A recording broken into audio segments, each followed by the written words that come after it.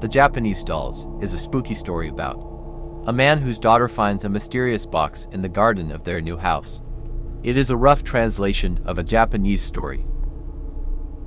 Because of my job, I was transferred to another part of the country. My company paid for a rental home where my family and I were going to live temporarily. It was a big house located on a mountainside. The only problem was that it was quite old and dilapidated. We had been living there for about a month when my daughter found something strange in the garden. It was a small box. When she showed it to me, I had a very ominous feeling about it.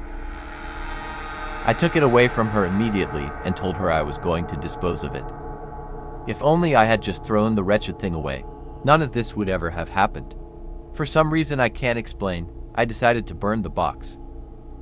A few days later, something disastrous occurred. One of my close friends was in a car accident. The vehicle suddenly burst into flames. My poor friend was trapped in the wreckage and burned alive. She was dead before the firemen arrived on the scene.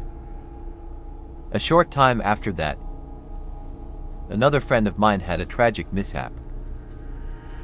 He was building a bonfire outside his home when he accidentally set his clothes on fire. He suffered severe burns on the right side of his face and his right arm. I went to visit my friend when he was recovering in the hospital, and he told me exactly what had occurred.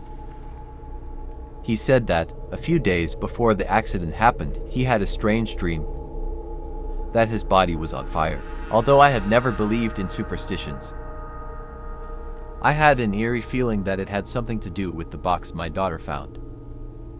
I immediately went home and searched the garden, looking for the hole where I had burned the box. When I found it and I picked it up, a terrible feeling of coldness washed over my entire body. Inside the charred box, there were 3 dolls. Traditional Japanese dolls, wearing kimonos. One was burned to a crisp.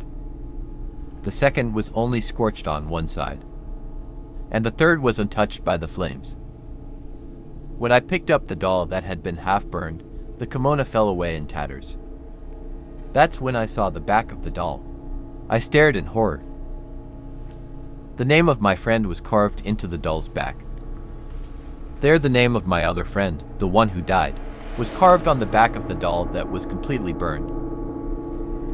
And the doll that was left untouched had my name carved into it.